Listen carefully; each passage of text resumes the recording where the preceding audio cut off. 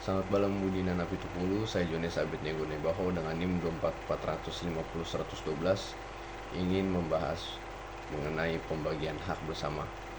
Yang pertama, pengertian hak bersama. Hak bersama merupakan suatu bentuk hak yang dimiliki oleh dua orang atau lebih terhadap satu objek tertentu, di mana masing-masing pihak memiliki bagian atau kepentingan yang tidak terbagi secara fisik, namun diakui secara hukum. Dalam istilah hukum, hak bersama sering juga disebut sebagai hak milik bersama, hak komunal, atau dalam konteks hukum perdata dengan istilah joint ownership. Secara sederhana, hak bersama berarti bahwa dua pihak atau lebih memiliki hak atas satu objek yang sama, baik itu tanah, bangunan, harta benda bergerak, maupun hak-hak imaterial seperti hak cipta, hak merek, dan juga sebagainya. Dasar hukum hak bersama di Indonesia. Yang pertama ada Kitab Undang-Undang Hukum Perdata atau KUHP. Pada pasal 499 KUH Perdata menyebutkan bahwa benda adalah segala sesuatu yang dapat menjadi objek hak milik. Lalu yang kedua ada pasal 500 sampai 507 KUH Perdata. Di situ mengatur mengenai hak milik bersama. Dan pada pasal 1066 KUH Perdata mengatur bahwa tidak seorang pun dapat dipaksa untuk tetap berada dalam keadaan milik bersama. Oleh karena itu, pembagian hak bersama dapat diminta kapan saja. Lalu yang kedua ada pada Undang-Undang Nomor 5 Tahun 1960 tentang Peraturan Dasar Pokok-Pokok Agraria atau UPA. Pada pasal 4 ayat 1 mengatur bahwa hak atas tanah diberikan kepada seseorang atau bersama-sama dengan orang lain. Pada pasal yang ke-21 sampai 41 UPA mengatur berbagai jenis hak atas tanah yang dapat dimiliki oleh lebih dari satu orang. Pada pasal 50 UPA menegaskan bahwa peraturan mengenai hak bersama atas tanah akan diatur lebih lanjut melalui peraturan pelaksana. Lalu yang ketiga ada pada Peraturan Pemerintah Nomor 24 Tahun 1997 tentang pendaftaran tanah yang menyediakan ketentuan mengenai pencatatan hak bersama di dalam sertifikat tanah yang menyebutkan nama-nama pemegang hak beserta porsi kepemilikan masing-masing. Lalu yang keempat ada hukum adat dan hukum Islam. Dalam hukum adat dikenal konsep hak ulayat atau hak komunal, di mana suatu wilayah dimiliki bersama oleh masyarakat hukum adat tersebut.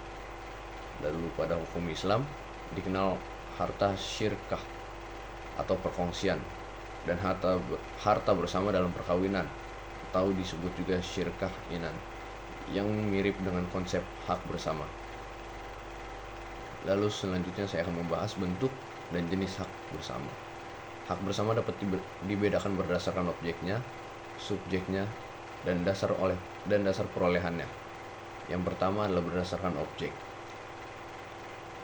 Hak bersama atas benda bergerak, misalnya kendaraan, peralatan, atau uang hasil patungan. Yang kedua ada hak bersama atas benda tidak bergerak seperti tanah dan juga bangunan. Yang ketiga ada hak bersama atas benda imaterial seperti hak cipta, hak paten, atau hak atas merek dagang. Lalu selanjutnya ada contoh berdasarkan subjeknya. Yang pertama adalah hak bersama antara ahli waris yang timbul karena pewarisan. Lalu yang kedua ada hak bersama antar suami istri, disebut juga harta bersama atau harta gono gini. Yang ketiga hak bersama antara rekan usaha yang timbul dari perjanjian kerjasama atau joint venture. Yang keempat ada hak bersama masyarakat adat yang berupa hak ulayat atas wilayah adat di wilayah tersebut. Lalu jenis yang ketiga adalah berdasarkan dasar perolehannya. Yang pertama adalah karena perjanjian, yaitu ketika dua pihak sepakat untuk memiliki suatu benda secara bersama. Yang kedua adalah karena pewarisan, di mana suatu benda menjadi milik bersama para ahli waris. Yang ketiga karena hukum, contohnya hak bersama yang timbul karena perkawinan atau yang juga bisa disebut harta gono gini. Lalu yang keempat karena putusan pengadilan, hasil penyelesaian sengketa yang memutuskan objek tertentu dimiliki bersama. Lalu selanjutnya ada prinsip-prinsip dalam hak bersama. Yang pertama ada asas kebersamaan atau collective ownership. Semua pihak yang memiliki hak bersama mempunyai kedudukan hukum yang sama terhadap objek tersebut. Yang kedua, ada asas tidak dapat dibagi secara fisik tanpa kesepakatan, yaitu benda atau objek hak bersama tidak dapat dibagi secara fisik tanpa adanya persetujuan semua pihak. Asas kebebasan meminta pembagian. Asas ini berdasarkan pada pasal 1066 KUH Perdata, yaitu setiap pemegang hak bersama berhak meminta agar hak tersebut dibagi sehingga tidak ada lagi menjadi milik bersama atau menjadi milik perorangan. Yang keempat, ada asas proporsionalitas, yaitu setiap pihak memiliki bagian tertentu, misalnya setengah, seperempat, ataupun 1/3 dari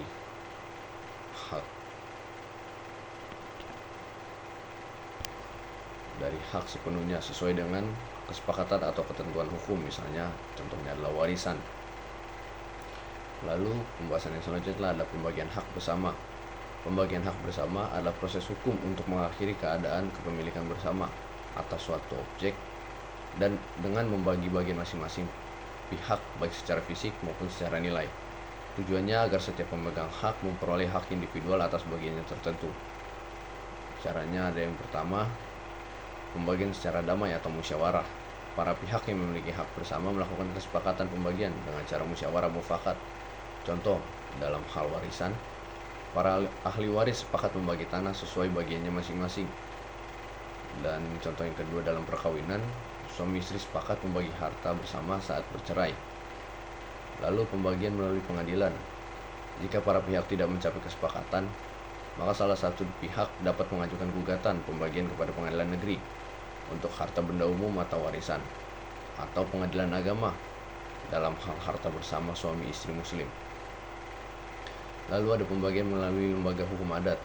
Dalam masyarakat hukum adat, pembagian dilakukan berdasarkan ketentuan adat yang berlaku dengan melibatkan kepala adat sebagai penengah dari kedua belah pihak. Lalu ada juga bentuk-bentuk pembagiannya. Yang pertama adalah pembagian fisik, yaitu objek dibagi secara nyata menjadi beberapa bagian yang sama atau sesuai porsi, dengan contoh sebidang tanah 1000 meter kubik menjadi 4 bagian dengan masing-masing 250 meter. Yang kedua, pembagian nilai. Jika objek tidak dapat dibagi secara fisik, misalnya rumah, maka rumah itu atau objek itu dapat dijual dan hasil penjualannya dibagi sesuai proporsi kepemilikan.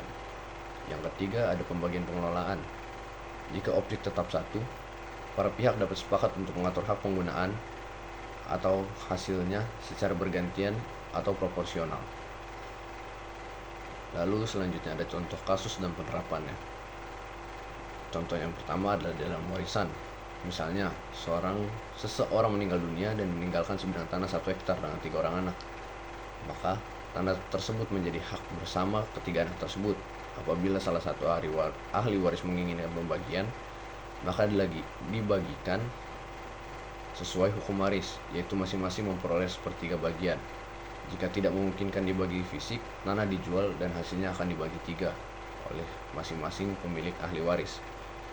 Lalu yang kedua contohnya adalah dalam harta bersama perkawinan. Dalam hukum perkawinan Indonesia, di dalam UU nomor 1 tahun 1974 pasal yang ke-35, semua harta benda yang diperoleh selama perkawinan menjadi harta bersama. Ketika terjadi perceraian, maka harta bersama dibagi 2 dan sama rata, kecuali diperjanjikan lain dalam perjanjian perkawinan. Yang ketiga, ada dalam hak ulayat masyarakat adat. Masyarakat hukum adat memiliki hak bersama atas tanah ulayat yang tidak dapat dimiliki secara pribadi. Pembagian pengelolaan dilakukan secara komunal sesuai dengan adat, bukan dengan sertifikasi individual. Lalu yang selanjutnya adalah akibat hukum pembagian hak bersama. Yang pertama, berakhirnya hak bersama. Setelah pembagian, masing-masing pihak pemilik akan memiliki hak individual yang berdiri sendiri. Yang kedua, ada perubahan status objek. Jika sebelumnya satu sertifikat mencantumkan beberapa nama, maka setelah pembagian diterbitkan sertifikat baru untuk masing-masing pemegang hak. Ketiga, dapat diperjualbelikan secara terpisah. Setelah pembagian, masing-masing bagian dapat dialihkan tanpa memerlukan persetujuan dari pemilik lain. Yang keempat, timbulnya kewajiban pajak dan biaya baru. Masing-masing pemilik baru bertanggung jawab atas pajak dan biaya atas bagiannya sendiri. Lalu selanjutnya ada kesimpulan. Lalu yang selanjutnya ada kendala dan sengketa dalam pembagian hak bersama. Beberapa permasalahan yang sering muncul adalah yang pertama, tidak adanya kesepakatan mengenai nilai atau cara pembagian. Yang kedua, sertifikat masih atas nama bersama yang menyebabkan sulit untuk dipecah. Yang ketiga, perbedaan persepsi antara hukum adat dan hukum negara. Yang keempat, objek tidak dapat dibagi secara fisik. Dan yang terakhir atau kelima adalah salah satu pihak menolak penjualan atau pengalihan. Lalu ada juga cara untuk mengatasi hal tersebut. Yang diperintahkan oleh pengadilan adalah yang pertama, penjualan melalui lelang umum, lalu hasilnya dibagi. Yang kedua, penunjukan juru ukur untuk menentukan batas pembagian. Yang ketiga, penetapan nilai porsi masing-masing pihak. Selanjutnya ada landasan filosofis pembagian hak bersama. Secara filosofis, pembagian hak bersama berpijak pada 3 asas utama hukum. Yang pertama adalah asas keadilan, yaitu pembagian hak bersama harus mencerminkan keadilan bagi semua pihak yang terlibat. Keadilan di sini tidak selalu berarti sama rata, tetapi proporsional sesuai hak dan kontribusi masing-masing. Yang kedua, asas kepastian hukum. Setelah pembagian dilakukan, harus ada kejelasan mengenai siapa pemilik sah dari setiap bagian, yaitu terlibat dengan sertifikat, dokumen, atau akta pembagian menjadi bukti otentik untuk menjamin kepastian tersebut. Yang ketiga ada asas kemanfaatan atau utility. Tujuan pembagian adalah memberikan manfaat bagi para pihak, terutama agar harta yang sebelumnya dikuasai bersama dapat dimanfaatkan secara lebih efektif dan produktif. Lalu yang terakhir adalah analisis hukum dan kesimpulannya. Dari sudut pandang hukum, pembagian hak bersama merupakan perbuatan hukum deklaratif, bukan konstitutif. Artinya, pembagian tidak menciptakan hak baru, tapi menegaskan dan memisahkan hak yang telah ada. Secara sosiologis, pembagian hak bersama menjadi sarana penting dalam menjaga harmonisasi sosial dan mencegah sengketa berkepanjangan. Sedangkan secara ekonomis, pembagian memberi kepastian dan kelancaran dalam penguasaan, pemanfaatan, serta juga peralihan atas hak suatu benda.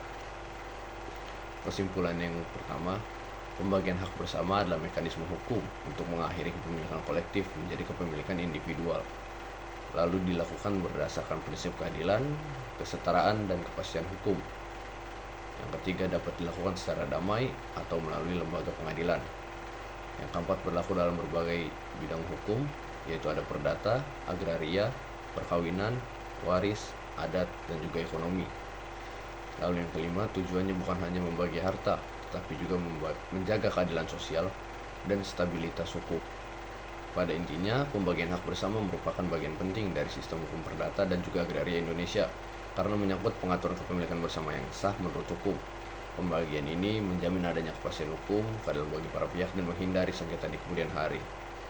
Hak bersama dapat muncul karena warisan, perkawinan, perjanjian, atau hukum adat, dan pembagiannya dapat dilakukan secara damai atau melalui pengadilan. Prinsip utama dalam pembagian hak bersama adalah keadilan proporsional, kesetaraan hak, dan penghormatan terhadap kesepakatan bersama yang telah dilakukan.